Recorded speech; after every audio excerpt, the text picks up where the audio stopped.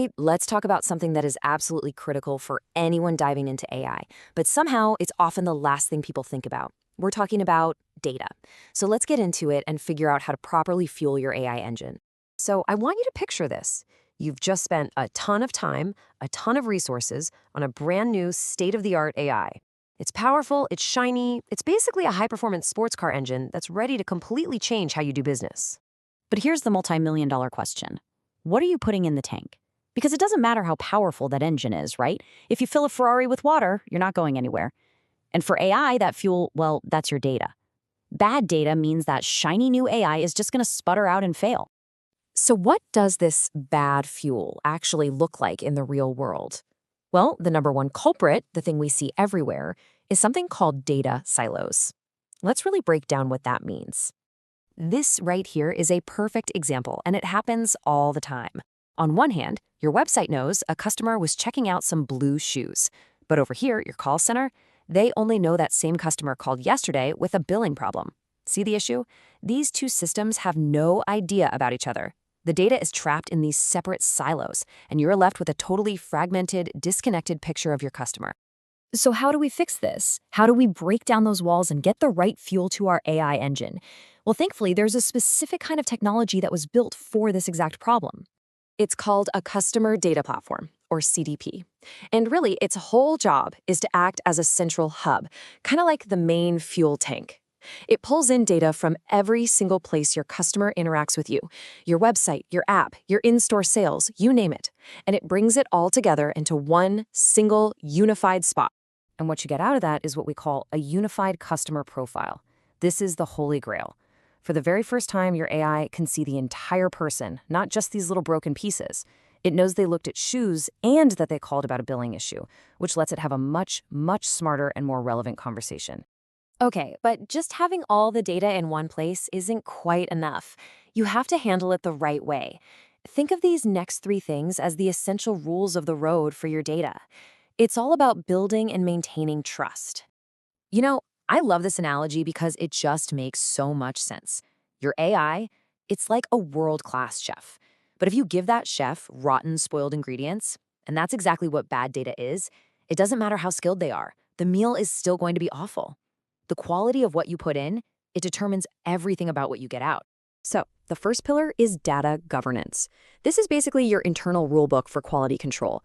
It's how you make sure all your data is accurate, it's consistent, and it's reliable. Without this, your AI could start making some pretty weird or just flat out wrong decisions. Pillar number 2 is consent management. And this one is all about respecting your customers.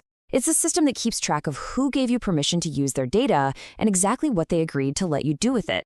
Honestly, getting this right is absolutely vital. It's the foundation of customer trust. And that brings us to the third pillar, privacy compliance. This isn't just a nice to have. This is the law. You've got regulations like GDPR in Europe and other data privacy laws that give people real rights over their data. And you have to follow those rules, period. Okay, so we've got unified data and we've got a framework for trusting it. Now let's look at the actual process, the factory, if you will, that refines that raw data into high-octane fuel that your AI can actually use. We call this the pipeline. It really breaks down into 4 key steps. First, you have to ingest the data. That's just collecting the raw stuff from everywhere. Then, and this part is so important, you have to resolve identity. That's where the system figures out that J. Doe from your website and Jane Doe from your sales system are actually the same person. After that, you transform the data, which means cleaning it up and organizing it so the AI can read it. And finally, you feed that perfected data into the AI so it can make a smart decision. All right, let's do a quick pop quiz to see if that makes sense. Let's say a bank is using AI to figure out who to offer loans to. Okay, so the bank system sees a record for J. Doe with a phone number and another for Jane Doe with an email address, and it realizes they're the same person and merges them into one single file. Which step of that pipeline we just talked about is happening right there? If you said step 2, resolve identity, you are spot on. That is the absolute core of what makes this whole thing work. It's connecting all those scattered dots to see one complete customer.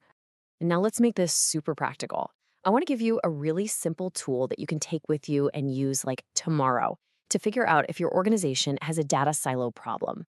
Here it is. It's the Silo Breaker Checklist. Just grab your team, think of a recent customer interaction, and ask these 3 simple questions.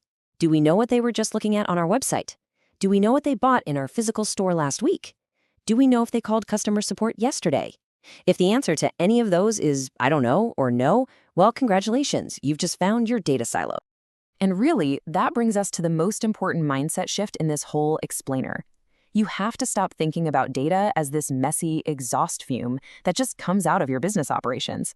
You have to start treating it like a valuable product, something you create, refine, and protect. Because in the age of AI, it's simple. The quality of your data will ultimately define the quality of your success.